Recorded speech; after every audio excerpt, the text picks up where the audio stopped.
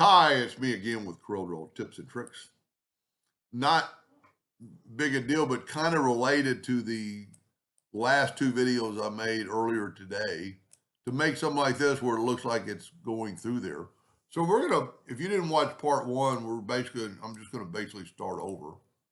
And by doing this, you have your ratio unlocked here, and you can type in any amount. I'm just gonna go 2 by 2 by 2, as long as you don't do the same one, you get that right there.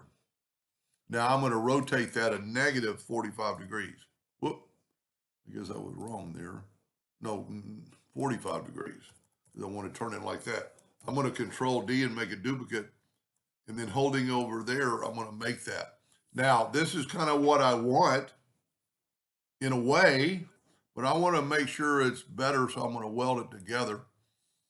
And then I'm going to make it somewhat thicker.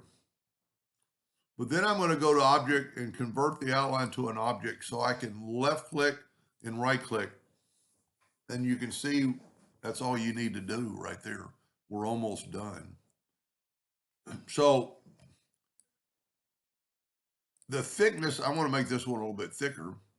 I'm going to take a 2-point line. I'm going to go from right there to right there on a node and go right there and right there on a node. Now this time I'm going to go further because I don't want to interfere with that other line.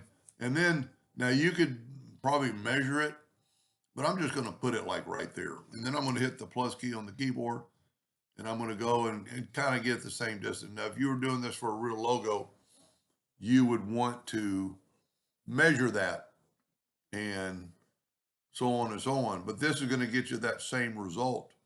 I'm going to go ahead and group this together so we can get rid of it in a second. Then I'm just going to take my Smart Fill tool and fill that in. Well, I didn't have to group the other together because I can grab the Smart Fill.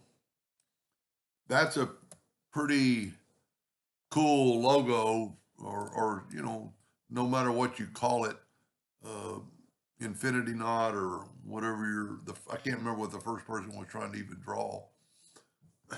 Well, it was this without the corners, without the X in the middle.